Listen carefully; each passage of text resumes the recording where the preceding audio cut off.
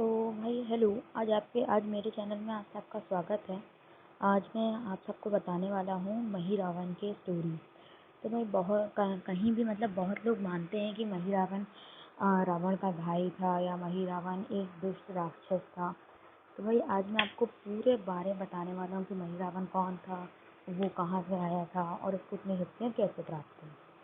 तो भाई महिरावण, अब चलिए शुरू करते हैं। महिरावण रावण का एक भाई था, पर वह काफ़ी कमज़ोर था और पतला दुबला था। तो फिर वह महिरावण रावण को देखकर काफ़ी चिढ़ता था, क्योंकि रावण बहुत ही ताकतवर था। एक दिन महिरावण के मन में यह बात आई कि वह पाताल लोक जाकर एक ऋषि थे जो कि काले जादू के ऋषि माने जाते थे। वह उनके पास जाकर काली शक्तियाँ प्राप्त करेगा।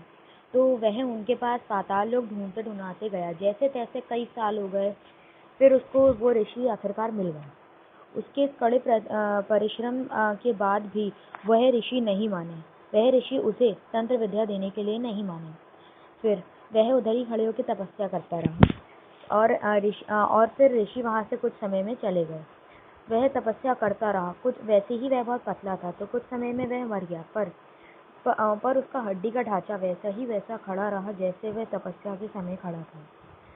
यह देखकर वह ऋषि काफ़ी प्रसन्न हुए और फिर उन्होंने उसे वापस जीवित कर दिया। पर उसका बहुत ही भयानक रूप हो चुका था। और अब तो और फिर उन्होंने उसे अपनी जादुई ताकतें भी दे दी। तो फिर महिरावण ने उन ऋषि से काफ़ी कुछ सीखा। और फिर देखिए, मेरी स्क्रीन पर उन ऋषि की एक तस्वीर आ रही होगी, तो वो वह थे। महिरावण महिरावण बहुत बुरा इंसान था। तो फिर उसने सोच लिया कि वह और भी ताकतवर बनेगा। तो जब ऋषि मरने वाले थे, तो उन्होंने महिरावण को एक बात बताई कि अगर वह 1000 राजकुमारों को मार डालेंगे तो उन्हें काफ़ी ज़्यादा शक्तियाँ मिल जाएंगी। तो फिर उन्होंने संकल्प ले लिया।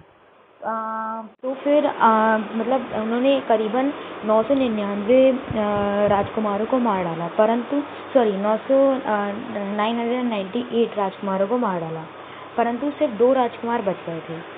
जब महिरावण ने यह बात सुनी कि उनके भाई रावण को राम और लक्ष्मण, जो कि 2 राजकुमार थे, उन्होंने मार डाला, तो उन्होंने रावण को मार डाला, तो वह ये सुनकर क्रोधित हुए। पर वह मन ही मन खुश थे, क्योंकि अब उन्हें वो 2 राजकुमार मिल गए थे जिनको वह मारकर शक्तियाँ प्राप्त कर सकते थे। तो उन्होंने सुग्रीव और उनके सेना को मोहित करके सुला दिया। और फिर उन्होंने एक ऐसा माया जाल रचाया जिससे उन्होंने हनुमान जी को भी कंफ्यूज कर दिया। यह देखकर वह बाहर निकले और उन्होंने विशेषण का रूप लेकर हनुमान जी को कंफ्यूज करके अंदर घुस गए और फिर राम जी को और लक्ष्मण जी को लेके पाताल लोक चले गए। बाद में विशेषण जी जब वहाँ पर पहुँचे, तो उन्होंने हनुमान जी को बुरी बात बताई। विशेषण जी कहने लगे कि अब कुछ नहीं हो सकता, परंतु हनुमान जी ने दृढ़ निश्चय कर यह सोच लिया था कि अब वह पाताल लोक से उन्हें लाकर ही रहेंगे। तो हनुमान जी महिरावण के बनाए रास्ते से पाताल लोक गए। अब वहाँ उन्हें एक राक्षसी मिली, जो कि द्वार राक्षसी थी, वही उधर ही से पाताल लोक जाने का रास्ता था। उन्होंने राक्षसी की आँख फोड़ते हुए अंदर घुस गए। तभी राक्षसी एक परी के रूप में आई और उन्होंने बोला कि तुमने मुझे इस श्राप से आज़ाद कर दिया, तो अब मैं तुम्हें महिरावण के मारने का वो बताऊंगी राज। तो उन्होंने बताया कि 5 दीपक जो कि एक साथ जल रहे होंगे, तुम्हें उन्हें एक ही साथ बुझाना है। यह बात हनुमान जी सुनकर उन्हें धन्यवाद कहते हुए आगे बढ़े। बाद में उन्हें वहाँ पर महिरावण की विशाल सेना देखने को मिली। यह देख वह आश्चर्यचकित हो गए। उन्होंने काफ़ी कोशिश करी कि वह सेना को हरा सकें, पर तभी वह बहुत बड़ी थी। तो उन्होंने ये निश्चय किया कि वह सीधा जाकर दीपक बुझाएंगे। तो वह वहाँ पहुँचे और दीपक बुझाने की वह महिरावण के ऊपर हमला करने लगे। तभी महिरावण ने उन्हें छल कपट से एक ऐसे राक्षस के सामने भेज दिया जो उन्हें खा सकते थे। परंतु हनुमान जी ने उन्हें भी हनुमान जी ने उन्हें हरा दिया और फिर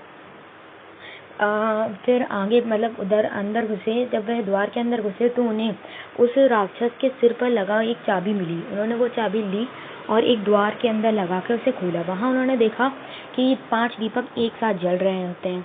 तभी उसी समय महिरावण ऊपर मतलब पाताल लोक में जो दूसरी तरफ थी वहाँ पर राम जी और लक्ष्मण जी की बलि चढ़ाने जा रहा था।